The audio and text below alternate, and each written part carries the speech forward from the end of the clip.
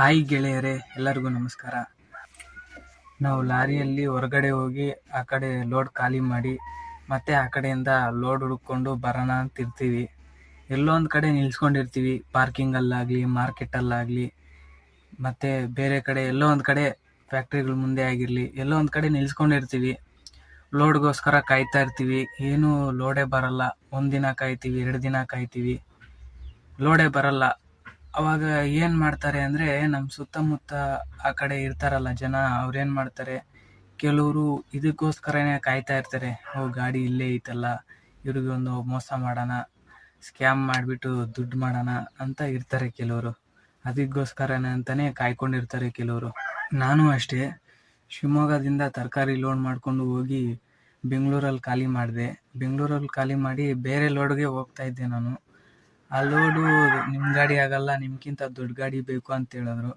ಸರಿ ಆಯಿತು ಅಂತೇಳ್ಬಿಟ್ಟು ಅಲ್ಲೇ ಸೈಡ್ಗೆ ಹಾಕಿ ನಿಲ್ಲಿಸಿ ಸುಮಾರು ಒಂದು 4-5 ಅವರ್ ಕಾಯ್ತಾ ಇದ್ದೆ ಅಲ್ಲೇ. ಬೇರೆ ಲೋಡ್ಗೆ ಹೋಗೋಣ, ಇಲ್ವಾ ಅಂದರೆ ಇವರೇ ಫೋನ್ ಮಾಡ್ತಾರೋ ನೋಡೋಣ ಅಂತ.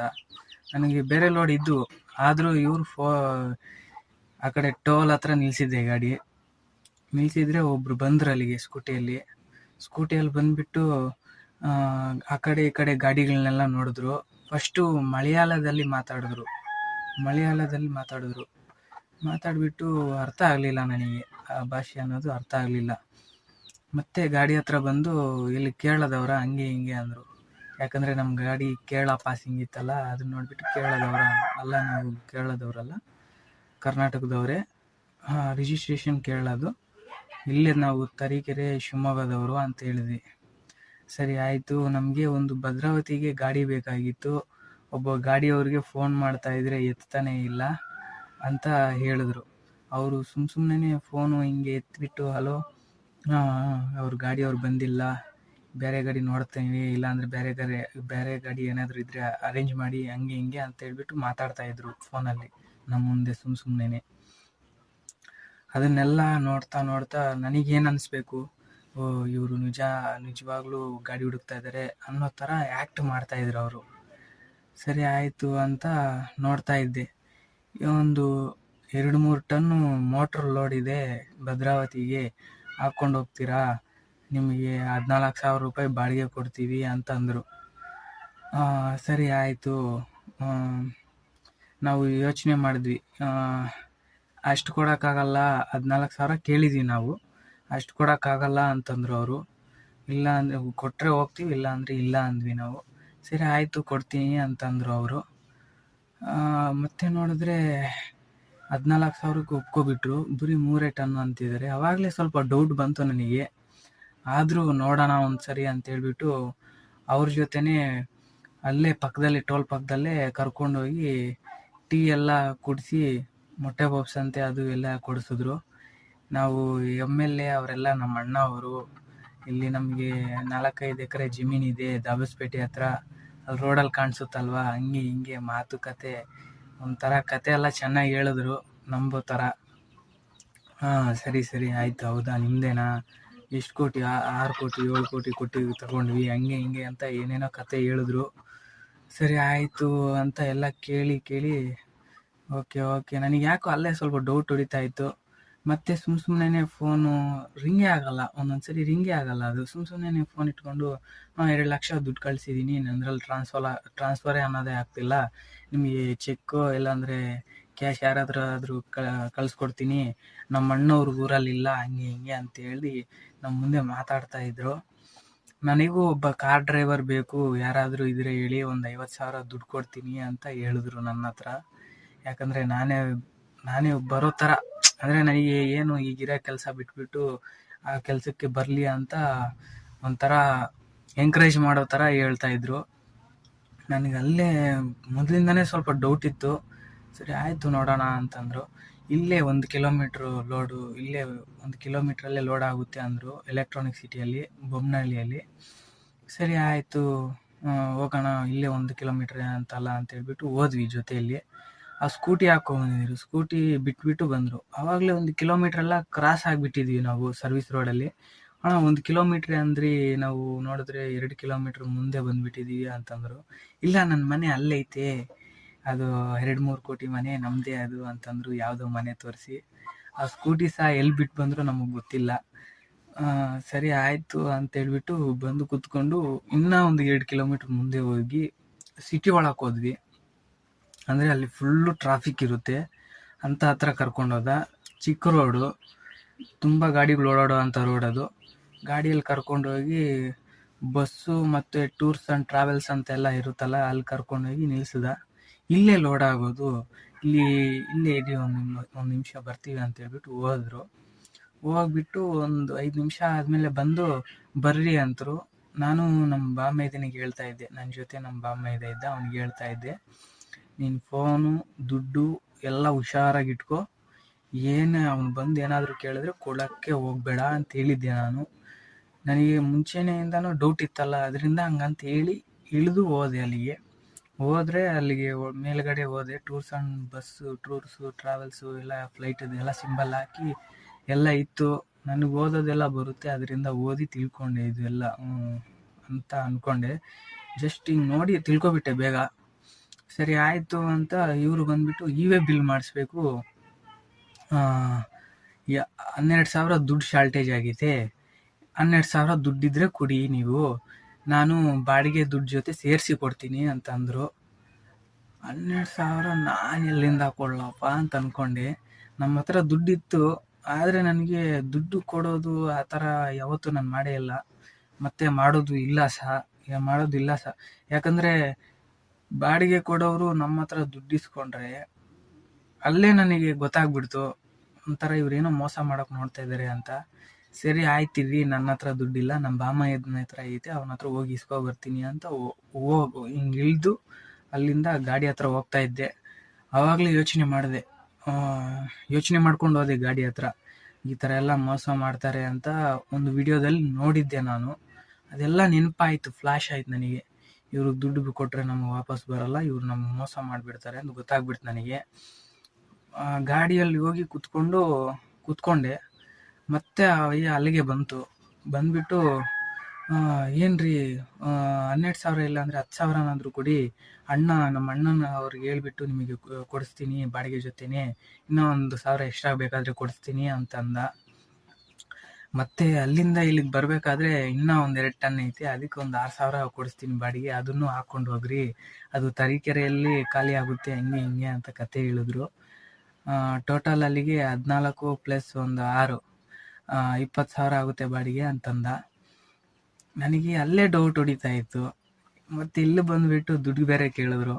ಅವ್ರ ಹತ್ರ ಕಾರ್ಡ್ಸ್ ಅಂತೆ, ದುಡ್ಡಂತೆ ಎಲ್ಲ ಇಟ್ಕೊಂಡಿದ್ರು, ಡೆಬಿಟ್ ಕಾರ್ಡು, ಕ್ರೆಡಿಟ್ ಕಾರ್ಡ್ ಏನೇನೋ ಇಟ್ಕೊಂಡಿದ್ರು, ಮತ್ತು ದುಡ್ಡೆಲ್ಲ ಜೊತೆನೇ ಇಟ್ಕೊಂಡಿದ್ರು. ಹಿಂಗೆ ತೋರಿಸ್ಬಿಟ್ಟು ಇನ್ನೂ ಒಂದು 12,000 ಶಾರ್ಟೇಜ್ ಆಗೈತಿ, ದುಡ್ಡು ಬೇಕು ಅಂತಂದರು. ಅಂತ ಅಂದ್ಕೊಂಡೆ. ಅಲ್ಲಿ ನಾವು ಟೋಲ್ ಹತ್ರ ಈ ಥರ ಇವರು ಬಂದು ನಮಗೆ ಲೋಡ್ ಹೇಳೋ ಟೈಮಲ್ಲಿ ನಮ್ಮ ಹತ್ರ ಚೇಂಜ್ ಕೇಳ್ದ.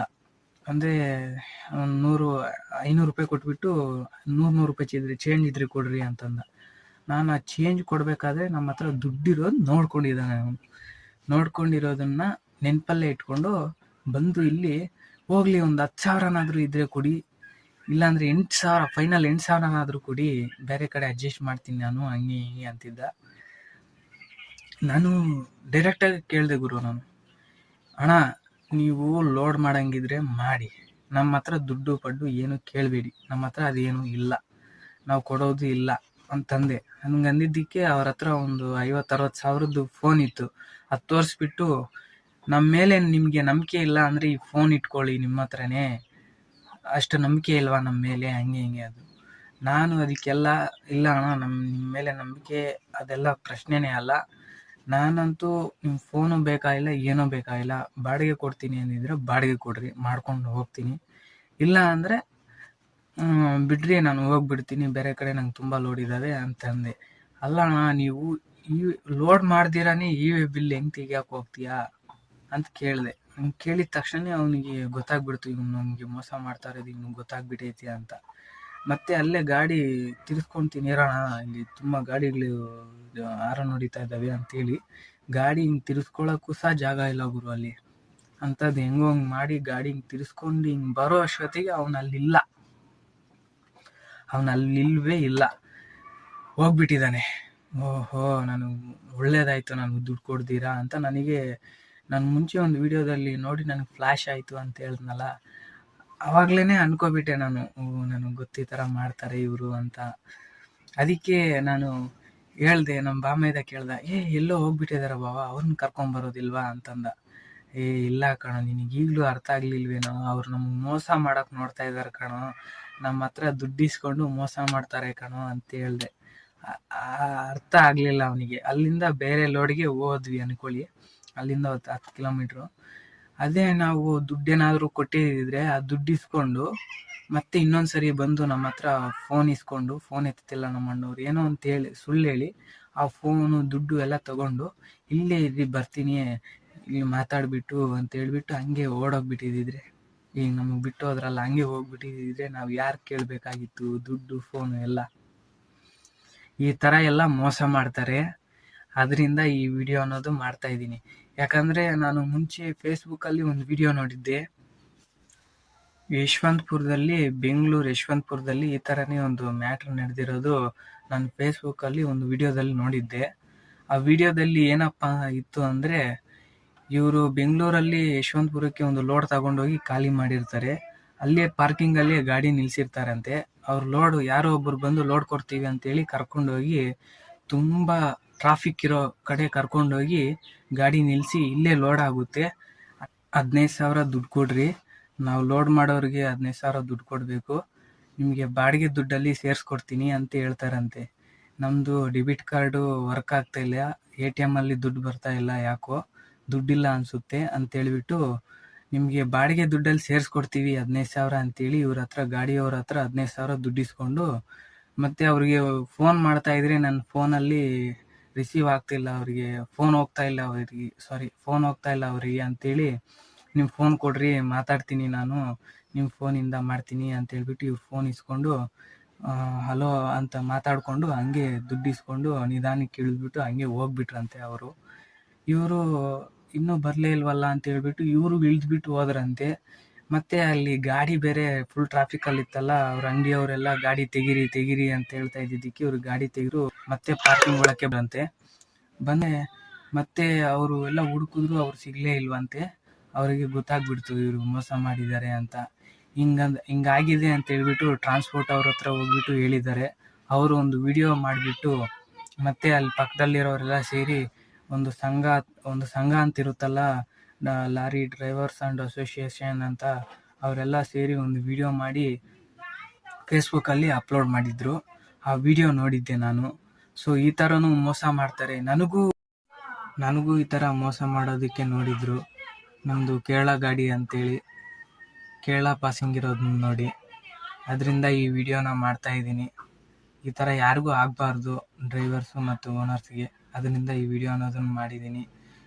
ಯಾರಾದರೂ ನಿಮ್ಮ ಫ್ರೆಂಡ್ಸ್ ಎಲ್ಲ ಡ್ರೈವರ್ಸು, ಓನರ್ಸ್ ಎಲ್ಲ ಇರ್ತಾರಲ್ಲ, ಅವರಿಗೆಲ್ಲ ಈ ವಿಡಿಯೋನ ಶೇರ್ ಮಾಡಿ. ಅವ್ರಿಗೂ ಸ್ವಲ್ಪ ತುಂಬ ಎಚ್ಚರಿಕೆಯಿಂದ ಇರ್ತಾರೆ. ಮತ್ತು ಈ ವಿಡಿಯೋ ಇಷ್ಟ ಆದರೆ ಲೈಕ್ ಮಾಡಿ, ನಿಮ್ಮ ಫ್ರೆಂಡ್ಸ್ ಎಲ್ಲರಿಗೂ ಶೇರ್ ಮಾಡಿ. ಹಾಗೆ ನಮ್ಮ ಚಾನಲ್ನ ಹೊಸಬ್ರು ಯಾರಾದರೂ ನೋಡ್ತಾ ಇದ್ದರೆ ಸಬ್ಸ್ಕ್ರೈಬ್ ಮಾಡ್ಕೊಳ್ಳಿ. ಹಾಗೆ ಪಕ್ಕದಲ್ಲಿರೋ ಬೆಲ್ ಬಟನ್ ಆ್ಯಕ್ಟಿವೇಟ್ ಮಾಡ್ಕೊಳ್ಳಿ. ಯಾಕಂದರೆ ನಾನು ಹೊಸ ವಿಡಿಯೋಗಳೇನಾದರೂ ಇಟ್ಟರೆ ನಿಮಗೆ ನೋಟಿಫಿಕೇಷನ್ ಸಹ ಬರುತ್ತೆ. ಓಕೆ ಫ್ರೆಂಡ್ಸ್, ಮುಂದಿನ ವಿಡಿಯೋದಲ್ಲಿ ಸಿಗೋಣ. ಈ ವಿಡಿಯೋ ಇಷ್ಟೇ. ಬಾಯ್.